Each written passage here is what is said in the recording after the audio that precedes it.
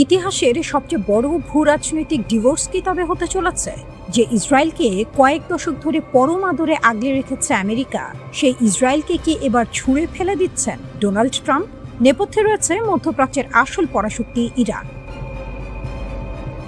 ওয়াশিংটনের ক্ষমতার অল ইন্ডে এখন একটাই গুঞ্জন, ইরানের শক্তির কাছে নতি স্বীকার করে ইসরায়েলকে পাশ কাটিয়ে তেহরানের সাথে সমঝোতার পথ খুঁজছে হোয়াইট হাউস। ট্রাম্পের এক গোপন ফোন আলাপ ফাঁস হতেই তোলপাড় পুরো বিশ্ব। নেতানিয়াহুকে সরাসরি পাগল বলে ট্রাম্পের দেয়া সেই চরম ধমক আর মধ্যপ্রাচ্যে ইরানের মাস্টার স্ট্রোক।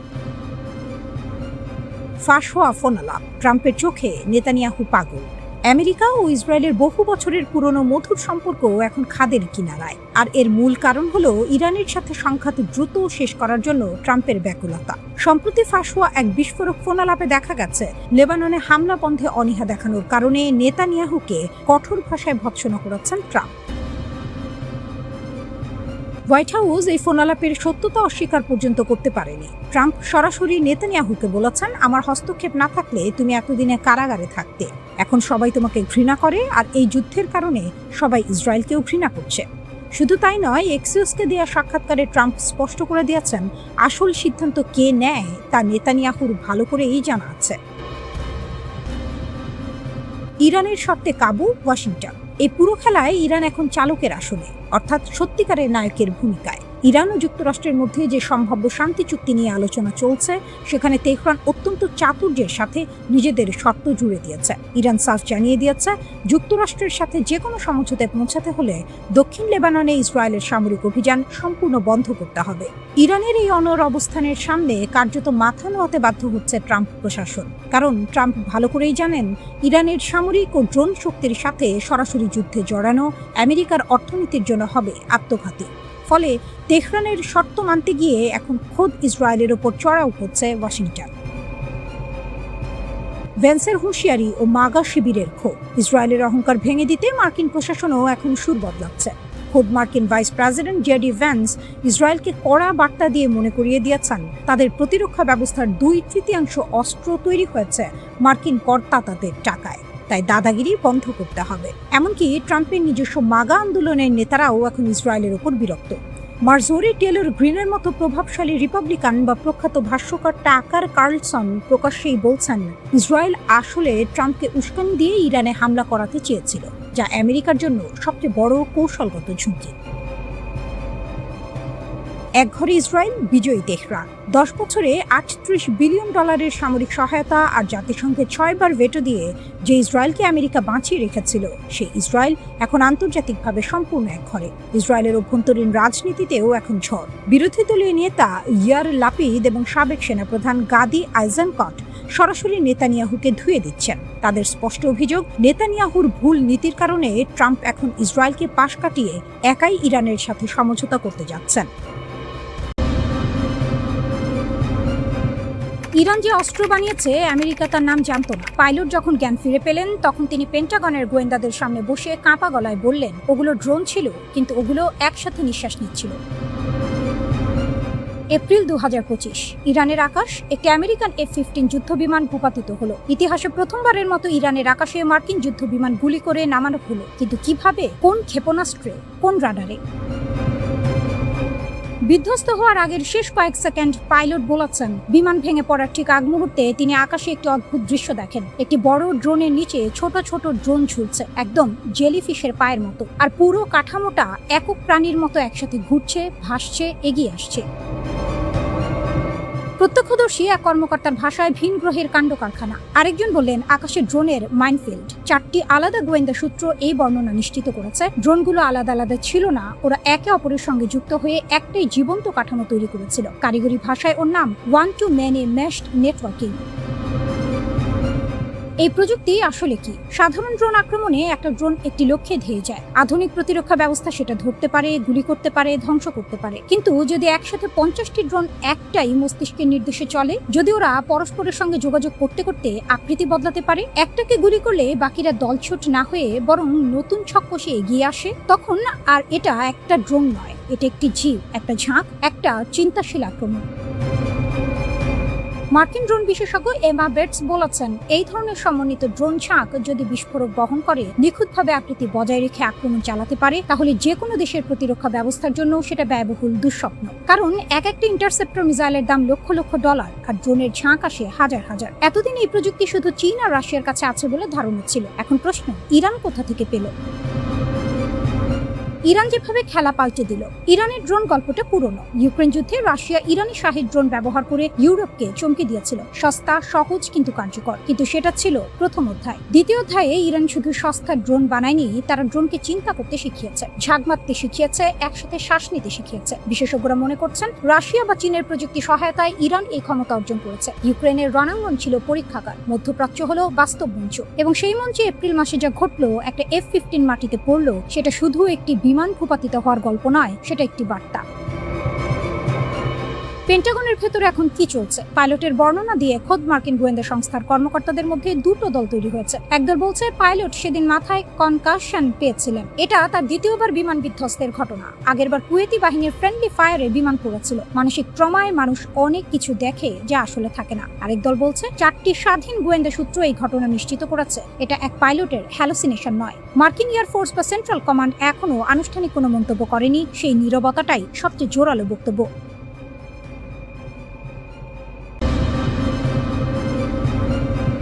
ইরানের মাস্টার প্ল্যান, লেবানন থেকে সিরিয়া, ট্রাম্পও এখন ফাঁদে। ট্রাম্প হতাশ, নেতানিয়াহু ক্ষুব্ধ। আর এই দুই নেতার মধ্যকার ফাটলের মধ্য দিয়ে ইরান শুধু দেখছে আর মুচকে হাসছে। মধ্যপ্রাচ্যের রাজনীতিতে এমন মুহূর্ত কমই আসে। আমেরিকার সবচেয়ে বড় মিত্র ইসরায়েল এখন তার সবচেয়ে বড় দাতার সাথে প্রকাশ্যে দ্বন্দ্বে। আর এই সুযোগে ইরান কোনো বোমা না ছুড়েই কূটনৈতিক ময়দানে জিতে যাচ্ছে একের পর এক পয়েন্ট। 21 জুন 2025 ট্রাম্প ফক্স নিউজে বসে এমন কিছু বললেন যা মধ্যপ্রাচ্যের রাজধানীগুলোতে ভূমিকম্পের মতো ছড়িয়ে পড়ল। তিনি বললেন, ইসরায়েল হিজবুল্লাহকে শেষ করতে পারছে না, প্রতিবার অ্যাপার্টমেন্ট ভেঙে ফেলে, আমি ভাবছি এই কাজটা সিরিয়াকে দিয়ে দেব। এটা শুধু হতাশার কথা না, এটা একটি সিগন্যাল। আমেরিকার মধ্যপ্রাচ্য নীতিতে গভীর ফাটল ধরেছে। কিন্তু সিরিয়ার প্রেসিডেন্ট আহমেদ আল শারা সেই প্রস্তাব লুফে নিলেন না, বরং সরাসরি বললেন সিরিয়া লেবাননে কোনো সামরিক ভূমিকায় যাবে না। তার ভাষায় লেবাননের সমাধান আসবে যুদ্ধে নয়, শহর বোমা মেরে নয়, বরং সৃজনশীল সমাধানে। সবচেয়ে বড় চমক, শারা বললেন হিজবুল্লাহর সাথে আলোচনার টেবিলে বসতে তার আপত্তি নেই। যদি এটা লেবানন ও সিরিয়ার স্বার্থে হয় তাহলে কেন নয়? এখানেই ইরানের আসল খেলা বোঝা দরকার। হিজবুল্লাহ ইরানের তৈরি অর্থায়নে, অস্ত্রে, আদর্শে। লেবাননে ইসরায়েলের বিরুদ্ধে লড়াই করতে করতে হিজবুল্লাহ দুর্বল হয়েছে, ঠিক আছে, কিন্তু ইরান কি আসলে হিজবুল্লাহকে জেতাতে চায়, নাকি এই যুদ্ধকে জিইয়ে রেখে তার সুবিধা নিতে চায়? উত্তর দ্বিতীয়টা। কারণ এই যুদ্ধ যতদিন চলবে ইসরায়েল আন্তর্জাতিকভাবে বিচ্ছিন্ন হতে থাকবে, ট্রাম্প নেতানিয়াহুর সম্পর্ক ক্ষয় হতে থাকবে, আমেরিকার মনোযোগ বিভক্ত থাকবে, আর ইরান নিয়ে সুইজারল্যান্ড যে পারমাণবিক আলোচনা চলছে সেখানে ইরানের দর কষাকষির ক্ষমতা বাড়তে থাকবে। ট্রাম্প নিজেই স্বীকার করলেন হিজবুল্লাহ হলো ছোট যুদ্ধ, বড় ডিল হলো ইরান। আর সেই বড় ডিলের টেবিলে ইরান এখন শক্ত হাতে বসে আছে, কারণ লেবাননে আগুন জ্বলছে। ট্রাম্প কেন এত বিরক্ত? ট্রাম্পের হতাশার কারণ একটাই, টাইমিং। যখনই ইরানের সাথে চুক্তির কাছাকাছি পৌঁছায় আমেরিকা, তখনই বৈরুতে বিস্ফোরণ হয়, সাধারণ মানুষ মরে, ক্যামেরায় ধ্বংসের ছবি ভাসে, আর পুরো কূটনৈতিক মোমেন্টাম নষ্ট হয়ে যায়। তিনি বললেন, আমি লেবাননে হামলা পছন্দ করি না, বিশেষত বৈরুতের ভেতরে চুক্তি সইয়ের ঠিক আগে। এটা শুধু আবেগের কথা নয়, এটা কৌশলের কথা। ইসরায়েলের প্রতিটা আক্রমণ ইরানের সাথে বড় চুক্তির পথকে কঠিন করছে। নেতানিয়াহু কি বললেন? নেতানিয়াহু পাল্টা দিলেন দৃঢ়ভাবে। তিনি বললেন, আমি ইসরায়েলের স্বার্থে দাঁড়াই। ট্রাম্প আমার কথা শোনেন না, আমিও তার কথা পুরোপুরি মানি না। আমরা দুটো স্বাধীন দেশের নেতা। আর তিনি স্পষ্ট করলেন, গাজায়, সিরিয়ায়, লেবাননে ইসরায়েলের নিরাপত্তা অঞ্চল থাকবে যতদিন দরকার। এই দ্বন্দ্ব এখন প্রকাশ্য। আর ইরান এই ফাটলটাকেই তার সবচেয়ে বড় সম্পদ হিসেবে ব্যবহার করছে। মধ্যপ্রাচ্যের এই জটিল দাবার বোর্ডে ইরান একটি পুরনো কৌশল খেলছে, নিজে না লড়ে অন্যদের দিয়ে লড়িয়ে সুবিধা নেয়া। হিজবুল্লাহ তার হাতিয়ার, লেবানন তার রণক্ষেত্র, আর ট্রাম্প নেতানিয়াহুর দ্বন্দ্ব তার বোনাস।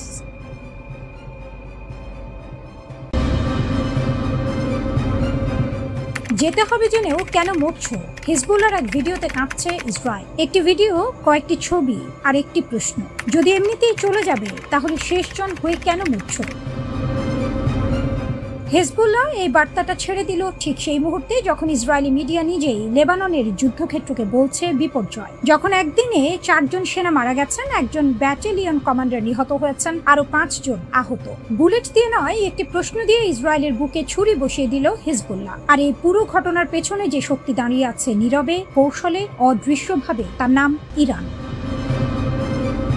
মনস্তাত্ত্বিক যুদ্ধ, অস্ত্রের চেয়েও ধারালো। যুদ্ধে শুধু গুলি চলে না, মাথাও চলে। হিজবুল্লাহর এই ভিডিওটা কোনো সাধারণ প্রচারণা নয়, এটি সুনির্দিষ্ট লক্ষ্যে ছোড়া একটি মনস্তাত্ত্বিক ক্ষেপণাস্ত্র। লক্ষ্য ইসরায়েলি সমাজের ভেতরে প্রশ্ন তোলা, সন্দেহ ঢোকানো, মনোবল ভাঙা। বার্তাটা সরল কিন্তু ভয়ঙ্কর কার্যকর। ইসরায়েলি সরকার নিজেই স্বীকার করেছে লেবানন থেকে সরে আসার কথা। আমেরিকার সঙ্গে ইরানের চুক্তিতে লেবানন ফ্রন্টে যুদ্ধবিরতির কথা আছে। তাহলে ইসরায়েলি সেনারা এখনো কেন মাটি আঁকড়ে আছে? কার জন্য মরছেন? এই প্রশ্নটা যখন একজন ইসরায়েলি মা করেন, যখন একজন সৈনিকের বাবা করেন, তখন সেটা আর শুধু প্রশ্ন থাকে না, সেটা রাজনৈতিক চাপ হয়ে ওঠে। নেতানিয়াহুর উপর চাপ। হিজবুল্লাহ জানে এই খেলা, আর এই খেলা শিখিয়েছে ইরান। একদিনে 5 সেনা, ইসরায়েলি মিডিয়া বলছে বিপর্যয়। কাফার তেবনে, দক্ষিণ লেবানন। হিজবুল্লাহর অ্যান্টি ট্যাঙ্ক মিসাইল বা বিস্ফোরকবাহী ড্রোন সরাসরি আঘাত করলো একটি ইসরায়েলি ট্যাঙ্কে। 4 জন নিহত, তাদের মধ্যে 52তম ব্যাটালিয়নের কমান্ডার, যিনি মাত্র কয়েকদিন আগে দায়িত্ব নিয়েছিলেন। একটি ব্যাটালিয়নের কমান্ডার মাঠে মারা যাওয়া সাধারণ ক্ষতি নয়, এটি সামরিক নেতৃত্বে আঘাত, এটি মনোবলে আঘাত। ইসরায়েলি সেনাবাহিনীর তদন্তে নিশ্চিত হয়েছে ঘটনাটা কোনো কারিগরি ত্রুটি নয়, সরাসরি হিজবুল্লাহর নির্ভুল হামলা। কয়েক ঘন্টার মধ্যে আবার হামলা, এবার ড্রোন, আরো 5 জন আহত, একজনের অবস্থা গুরুতর। ইসরায়েলি মিডিয়া সেই দিনটিকে বর্ণনা করেছে একটি মাত্র শব্দে, বিপর্যয়।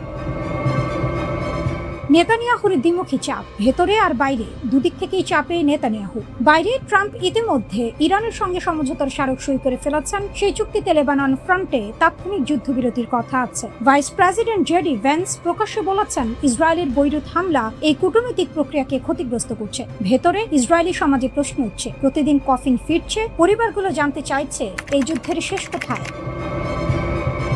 কিন্তু নেতানিয়াহু পিছু হচ্ছেন না, বরং তিনি ওয়াশিংটনে লবিং করছেন। রক্ষণশীল মিডিয়া ব্যক্তিত্ব আর কংগ্রেসের মিত্রদের মাধ্যমে ইরান চুক্তির বিরুদ্ধে জনমত তৈরির চেষ্টা করছেন। সিনেটর বিল ক্যাসিডি বললেন এটা দশকের সবচেয়ে বড় পররাষ্ট্রনীতির ব্যর্থতা। টেড ক্রুজ বললেন চুক্তির শর্তগুলো বিপজ্জনক, কিন্তু ট্রাম্প সই করে ফেলেছেন, চাকা ঘুরতে শুরু করেছেন। ইরানের নীরব বিজয়, এই পুরো ছবিটা এক ধাপ পিছিয়ে দেখলে একটি বিষয় স্পষ্ট হয়ে যায়। ইরান সরাসরি যুদ্ধ করেনি লেবাননে, ইরানের সেনা মারা যায়নি কাফার তেবনিতে। কিন্তু হিজবুল্লাহ যে অস্ত্র ব্যবহার করেছে, যে কৌশলে হামলা করেছে, যে সময়ে মনস্তাত্ত্বিক ভিডিও ছেড়েছে, এই পুরো পরিকল্পনার পেছনে তেহরানের ছাপ অস্বীকার করার উপায় নেই।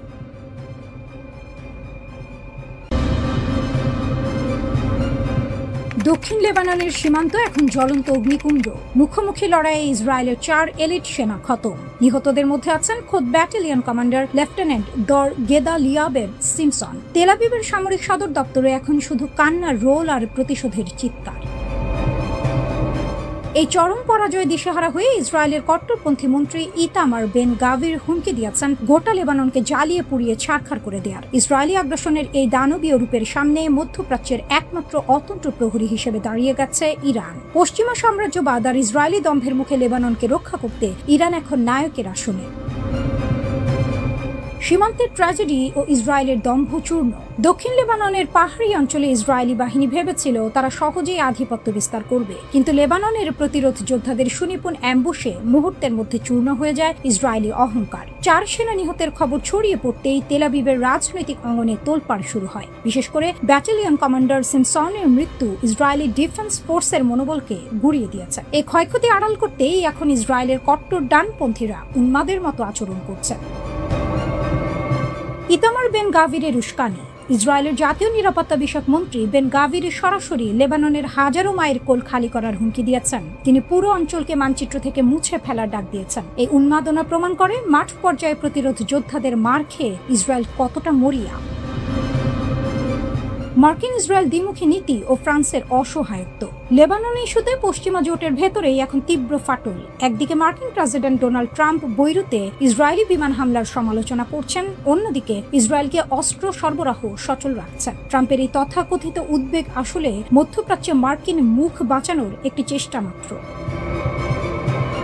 নেতানিয়াহু সাফ জানিয়ে দিয়েছেন ওয়াশিংটনের কোনো বিধিনিষেধ তিনি মানবেন না। এদিকে ফরাসি পররাষ্ট্রমন্ত্রী জন ওয়েল বুরো যুক্তরাষ্ট্রের কাছে আকুতি জানাচ্ছেন যেন তারা ইসরায়েলকে থামায়। কিন্তু বাস্তবতা হলো পশ্চিমা পরাশক্তিগুলো মুখে শান্তির কথা বললেও ভেতরে ভেতরে ইসরায়েলি যুদ্ধাপরাধের অংশীদার। তারা লেবাননের সার্বভৌমত্ব রক্ষায় সম্পূর্ণ ব্যর্থ।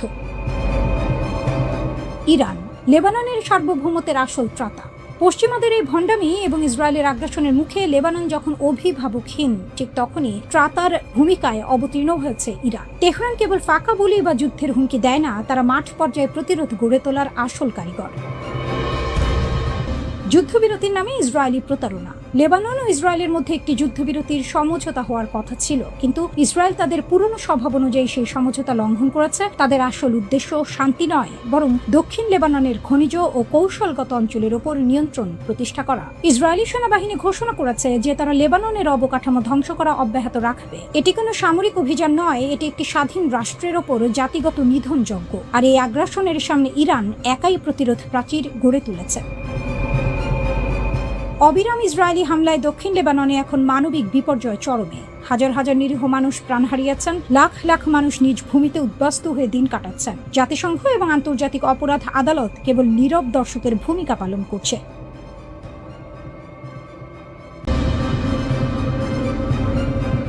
মিত্রকেই শাসালেন ভ্যান্স।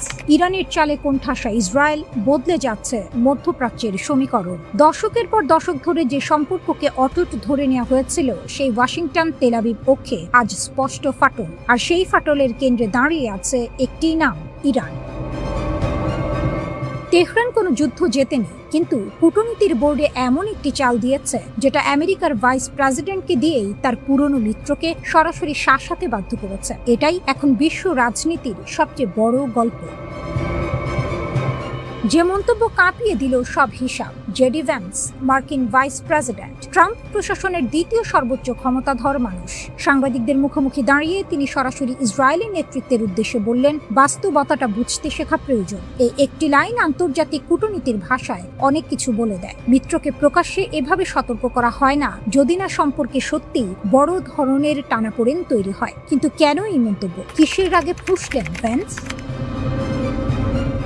ঘটনার শিকড়ে ইরান। ট্রাম্প প্রশাসন ইরানের সঙ্গে একটি সমঝোতা চুক্তির খসড়া তৈরি করেছে। সেই খবর ছড়িয়ে পড়তেই ইসরায়েলের অন্দরমহলে শুরু হলো তীব্র সমালোচনার ঝড়। ইসরায়েলের মন্ত্রী ও নীতি নির্ধারকদের অনেকেই এই সমঝোতাকে বললেন তেহরানের কাছে মার্কিন প্রশাসনের নতি স্বীকার। সমালোচনা শুধু কূটনৈতিক ভাষায় থামেনি, ট্রাম্প প্রশাসনকে লক্ষ্য করে ব্যক্তিগত আক্রমণও এলো। আর তখনই ভ্যান্স ধৈর্য হারালেন। যা বললেন ভ্যান্স, যা শুনতে হলো ইসরায়েলকে। ভ্যান্সের বার্তা ছিল কঠোর, স্পষ্ট এবং একদম সরাসরি। তিনি মনে করিয়ে দিলেন, গত কয়েক মাসে ইসরায়েলের আকাশ ও ভূখণ্ড রক্ষায় ব্যবহৃত প্রতিরক্ষা সরঞ্জামের 2/3 এসেছে আমেরিকার হাত ধরে। মার্কিন করদাতাদের টাকায় কেনা অস্ত্র দিয়ে যারা নিজেদের বাঁচাচ্ছে, তাদের পক্ষ থেকে ট্রাম্প প্রশাসনের সমালোচনা কোনোভাবেই গ্রহণযোগ্য নয়। এখানেই থামলেন না, ব্যঙ্গাত্মক ভঙ্গিতে প্রশ্ন ছুড়লেন। সমালোচনা করা সহজ, কিন্তু বিকল্প প্রস্তাবটা ঠিক কি? তারপর বললেন সেই কথা যেটা ইসরায়েলের রাজনৈতিক মহলে এখনো অনুরণিত হচ্ছে। কোনো সমস্যার সমাধান কেবল শক্তি প্রয়োগ বা ধ্বংসযজ্ঞ দিয়ে চিরস্থায়ী হয় না। ইরান যে চালটা দিয়েছে, এখন একটু পেছনে ফিরে তাকান। ইরান কি সত্যিই দুর্বল হয়ে টেবিলে এসেছে, নাকি এটা তেহরানের দীর্ঘমেয়াদী কৌশলের অংশ? লেবানন সীমান্তে সংঘাত চলছে, হরমুজ প্রণালীতে উত্তেজনা আছে, কিন্তু ঠিক এই মুহূর্তে ইরান আলোচনার টেবিলে বসে দেখাচ্ছে, আমরা শান্তি চাই, আমরা কথা বলতে রাজি। এই একটি পদক্ষেপ ইসরায়েলকে কোণঠাসা করে দিয়েছে, কারণ এখন ইসরায়েল যদি যুদ্ধ চালিয়ে যায়, বিশ্বের চোখে সে হয়ে যায় শান্তি বিরোধী পক্ষ। আর যদি থামে, তাহলে ইরানের কূটনৈতিক বিজয় স্বীকার করতে হয়। দুদিকেই ইসরায়েলের জন্য সংকট। ভ্যান্স একটি কথা বলেছেন যেটা ইসরায়েলের জন্য সবচেয়ে ভয়ের। বর্তমান বিশ্ব পরিস্থিতিতে যুক্তরাষ্ট্রের চেয়ে বড় কোনো শক্তিশালী মিত্র ইসরায়েলের অবশিষ্ট নেই। এটা শুধু তথ্য নয়, এটা সতর্কবার্তা। এটা বলছে, মিত্রকে হারানোর সামর্থ্য তোমার নেই, তাহলে মিত্রের সিদ্ধান্তকে চ্যালেঞ্জ করছো কোন সাহসে? ইসরায়েল এই চুক্তিতে সই করেনি। তারা ঘোষণা করেছে নিজের নাগরিক ও ভূখণ্ড রক্ষায় যে কোনো সামরিক পদক্ষেপ নেওয়ার অধিকার তারা রাখে। কিন্তু সেই ঘোষণা এখন অনেকটাই ফাঁকা গর্জনে পরিণত হচ্ছে, কারণ সবচেয়ে বড় মিত্রটাই এখন অন্য পথে হাঁটছে।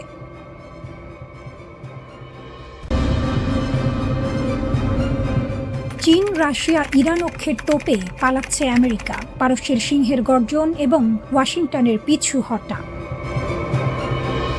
মধ্যপ্রাচ্যের মরুভূমিতে এখন আর মার্কিন সাম্রাজ্যের একচ্ছত্র দাপট নেই। সেখানে এখন শুধু পারস্যের সিংহের গর্জন। চীন, রাশিয়া আর ইরানের ত্রিমুখী শক্তিতে মধ্যপ্রাচ্যের ভূ রাজনীতিতে নেমে এসেছে এক মহাপ্রলয়। যে ওয়াশিংটন এতকাল এই অঞ্চলে ছড়িয়ে ঘুরিয়েছে, তারা এখন তল্পিতল্পা গুটিয়ে পালাতে বাধ্য হচ্ছে। তেহরানের হুঙ্কারে কাঁপছে তেল আবিব থেকে ওয়াশিংটন। বছরের পর বছর ধরে গড়ে ওঠা এক অভেদ্য দেয়াল এখন আমেরিকার সামনে দাঁড়িয়ে। এই দেয়ালের নাম চীন, রাশিয়া, ইরান অক্ষ। ইরান আমেরিকা ছায়াযুদ্ধে চূড়ান্ত বিজয়গাথা লিখেছে তেহরান। এটা শুধু ফাঁকা বুলি নয়, রণক্ষেত্রের কঠিন বাস্তবতা। একদিকে ইসলামিক রিভলিউশনারি গার্ড কর্পস বা IRGCর ইস্পাত কঠিন মনোবল, অন্যদিকে দুই পরাশক্তি বন্ধু চীন ও রাশিয়ার প্রযুক্তিগত সমর্থন। এই দুইয়ের মেলবন্ধনে মার্কিন যুক্তরাষ্ট্রের আধুনিক প্রতিরক্ষা ব্যবস্থাকে বুড়ো আঙুল দেখিয়েছে পারস্যের সিংহরা। শহীদ আয়াতুল্লাহ আলী খামেনির দেশ আজ পশ্চিমাদের চোখে চোখ রেখে লড়াই করছে। মধ্যপ্রাচ্যের কসাই খ্যাত বেনিয়ামিন নেতানিয়াহুর সমস্ত ছক ভেস্তে দিয়েছে ইরান। মার্কিন রণতরী আর অত্যাধুনিক যুদ্ধ বিমানগুলো আজ অসহায়। তেহরানের এই রণকৌশলের সামনে টিকতে না পেরে রীতিমতো লেজ গুটিয়ে পালাচ্ছে মার্কিন বাহিনী। পুতিনের বন্ধুত্ব, রাশিয়ার MI হেলিকপ্টার চুক্তি। রুশ প্রেসিডেন্ট ভ্লাদিমির পুতিন যে ইরানের কত বড় বন্ধু তার প্রমাণ এবার প্রকাশ্য। শুধু মুখের কথা নয়, রাশিয়া ও ইরানের বন্ধুত্ব এখন রূপ নিয়েছে সামরিক ও কৌশলগত চুক্তিতে। মস্কোতে আনুষ্ঠানিকভাবে একটি বড় চুক্তি সই করেছে ইরানের রেড ক্রিসেন্ট এবং রুশ প্রতিনিধি দল। চুক্তি অনুযায়ী রাশিয়ার কাছ থেকে 21টি অত্যাধুনিক MI হেলিকপ্টার কিনতে যাচ্ছে তেহরান। 2027 সালের মার্চের মধ্যেই প্রথম চালানের 4টি হেলিকপ্টার পৌঁছে যাবে পারস্যের মাটিতে। এই হেলিকপ্টারগুলো শুধু ত্রাণ বা রসদ সরবরাহের কাজেই লাগবে না, এর ভেতরে লুকিয়ে আছে পুতিনের দেয়া এক বড় চমক। এই আকাশযানগুলোতে যুক্ত থাকছে অত্যন্ত উন্নত নাইট ভিশন প্রযুক্তি। এর অর্থ হলো ঘুটঘুটে অন্ধকারেও শত্রুর চোখ ফাঁকি দিয়ে নিখুঁতভাবে অপারেশন চালাতে পারবে এই চপারগুলো। পাশাপাশি এতে থাকছে আধুনিক অগ্নি নির্বাপন সরঞ্জাম। দুর্যোগে কিংবা যুদ্ধে সবখানেই এই রুশ প্রযুক্তি ইরানকে দেবে এক অনন্য সুবিধা। বেজিং তেহরান অক্ষ, চীনের দীর্ঘমেয়াদী বাজি। শুধু রাশিয়া নয়, চীনকে নিয়েও সমান আত্মবিশ্বাসী তেহরান। ইরানের সংসদ স্পিকার মোহাম্মদ বাঘের গালিবাফ স্পষ্ট ভাষায় হুঙ্কার ছেড়েছেন। তিনি বলেছেন, তেহরান কেবল চীনের একজন সাধারণ বাণিজ্যিক গ্রাহক নয়, ইরান হলো চীনের একটি পূর্ণাঙ্গ, নির্ভরযোগ্য এবং দীর্ঘমেয়াদী অংশীদার। বেজিংকে এটা বিশ্বাস করতে হবে যে ভবিষ্যতের যে কোনো আঞ্চলিক বা আন্তর্জাতিক জোটে এই দুই দেশ একসঙ্গে নেতৃত্ব দেবে। নতুন কোনো বিশ্ব ব্যবস্থা বা ব্লক তৈরি হলে চীন ও ইরান হবে তার অপরিহার্য সদস্য। ইরানি নীতি নির্ধারকদের মতে বৈশ্বিক রাজনীতিতে ক্ষমতার ভারসাম্য বজায় রাখতে বেইজিং এক গুরুত্বপূর্ণ ভূমিকা পালন করছে। মার্কিন যুক্তরাষ্ট্রের একতরফা নিষেধাজ্ঞা ওসব এখন কেবলই কাগজের বাগ। চীন ও ইরান সই করেছিল এক যুগান্তকারী 25 বছর মেয়াদী ব্যাপক কৌশলগত অংশীদারিত্ব চুক্তি। এই একটি চুক্তি আন্তর্জাতিক রাজনীতির মোড় ঘুরিয়ে দিয়েছে। রাজনীতি, সংস্কৃতি, নিরাপত্তা, প্রতিরক্ষা থেকে শুরু করে আঞ্চলিক সহযোগিতা, সব ক্ষেত্রেই দুই দেশের দীর্ঘমেয়াদী ফ্রেমওয়ার্ক তৈরি হয়ে গেছে এই চুক্তির মাধ্যমে।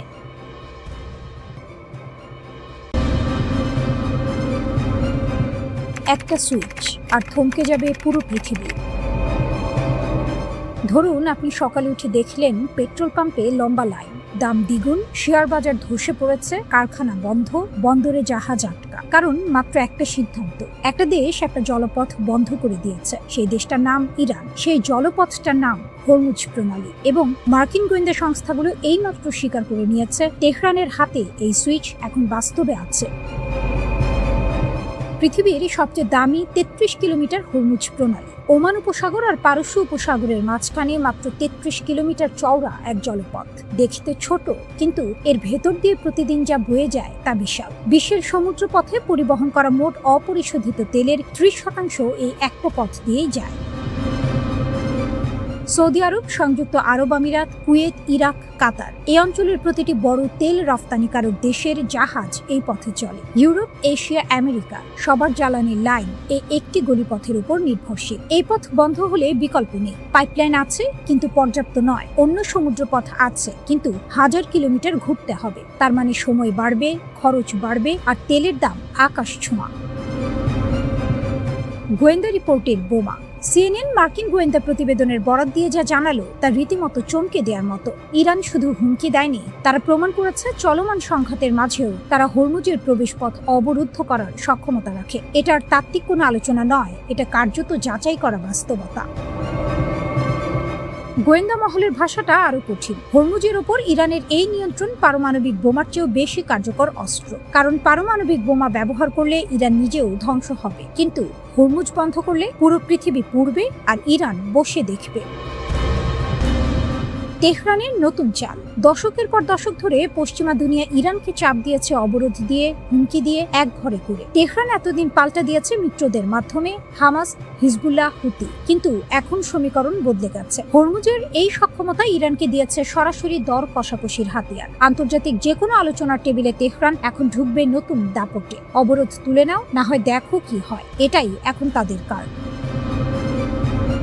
পাকিস্তান সহ বিভিন্ন মধ্যস্থতাকারীর চেষ্টায় ওয়াশিংটন ও তেহরানের মধ্যে কিছুটা সমঝোতার হাওয়া বইছিল। মার্কিন প্রশাসন নিষেধাজ্ঞা শিথিলের কথাও ভাবছিল, কিন্তু এই গোয়েন্দা প্রতিবেদন সব হিসাব উল্টে দিয়েছে। কারণ চুক্তি হলেও প্রশ্ন থেকে যাচ্ছে, হরমুজের ওপর ইরানের এই সামরিক সক্ষমতা থাকবে। আজ সমঝোতা হলো, কাল আবার বিরোধ হলে সেই সুইচ তো ইরানের হাতেই থাকবে।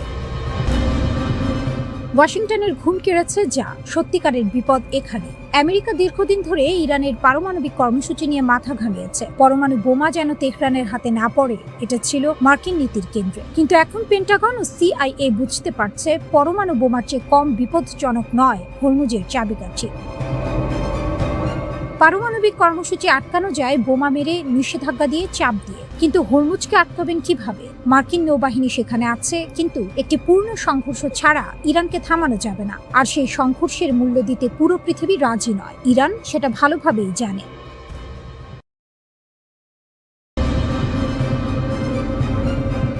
একই দিনে দুই পরাশক্তির দুই বোমারু বিমান ধ্বংস, ইতিহাস কাঁপানো পতন।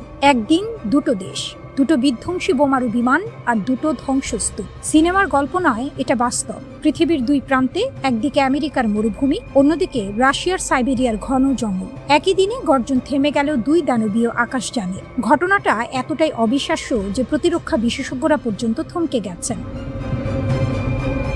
ক্যালিফোর্নিয়া থেকে শেষ উড়ান, এডওয়ার্ডস এয়ারফোর্স বেস, ক্যালিফোর্নিয়া। আমেরিকার বিখ্যাত B-52 স্ট্র্যাটোফোর্ট্রেস স্নায়ু যুদ্ধের সেই কিংবদন্তি বোমারু বিমান রানওয়ে ছেড়ে আকাশে উঠল। পাইলটরা জানতেন না এটাই শেষবার। টেক অফের পরপরই যান্ত্রিক ত্রুটি, বিমান নিয়ন্ত্রণ হারালো। বিশাল দেহে সেই যান মাটির দিকে ছুটল তীর বেগে। মরুভূমির বালিতে আছড়ে পড়ল আগুনের কুণ্ডলী হয়ে। 8 জন সামরিক সদস্য, কেউ ফেরেননি। পুরো আমেরিকা স্তব্ধ। হাজার মাইল দূরে সাইবেরিয়ায় একই দিন, একই সময়ের কাছাকাছি রাশিয়ার ইরকুটস্ক অঞ্চলের আকাশে তখন উঠছিল Tu-22M3, রুশ বায়ুসেনার সবচেয়ে ভয়ঙ্কর বোমারু বিমানগুলোর একটি। প্রশিক্ষণ মিশনে গিয়েছিল, ফেরার কথা ছিল, কিন্তু যন্ত্রপাতি বিশ্বাসঘাতকতা করল। হঠাৎ বিকলতা, বিমান নিচের দিকে নামতে শুরু করলো হুড়মুড়িয়ে। পাইলটের চোখের সামনে ভেসে উঠল মৃত্যুর ছবি। কিন্তু এখানে ভাগ্য সহায় ছিল। মাটিতে আছড়ে পড়ার আগেই 4 ক্রু সদস্য সফলভাবে ইজেক্ট করলেন। সাইবেরিয়ার ঘন জঙ্গলে প্যারাশুটে নেমে প্রাণ বাঁচালেন। বিমান গেছে, মানুষ বেঁচেছে। দুটো বিমান, দুটো গল্প, একটাই দিন। এই দুটো বিমান শুধু ধাতু আর যন্ত্রাংশের সমষ্টি নয়। B-52 উঠছে 1950-এর দশক থেকে। স্নায়ুযুদ্ধের উত্তপ্ত দিনগুলোতে এই বিমান ছিল আমেরিকার পারমাণবিক হুমকির প্রতীক। ভিয়েতনাম থেকে ইরাক, দশকের পর দশক এই যান আকাশ তাপিয়েছে।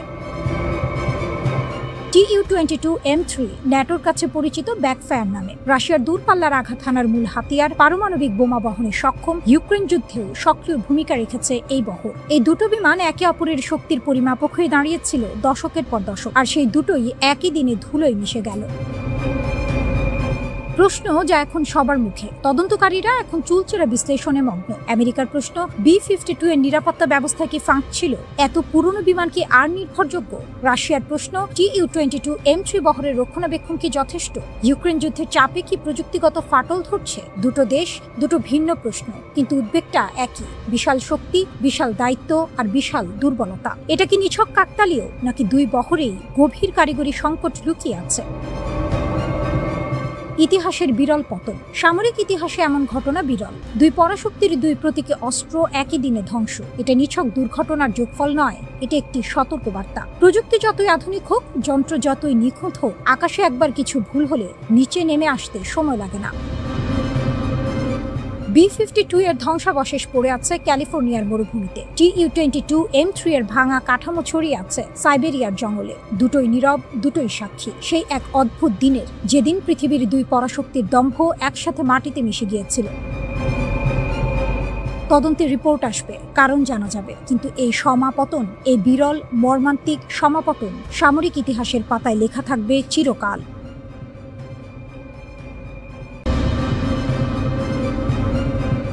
জিরো আওয়ার, লঞ্চারগুলো প্রস্তুত। ইরানের সর্বোচ্চ নেতার উপদেষ্টা আলী আকবর বেলায়েতি বললেন, জিরো আওয়ার এসে গেছে। সংক্ষিপ্ত বার্তা, কিন্তু বিস্ফোরণের মতো ছড়িয়ে পড়েছে রাজধানী থেকে রাজধানীতে। প্রশ্ন একটাই, এরপর কি?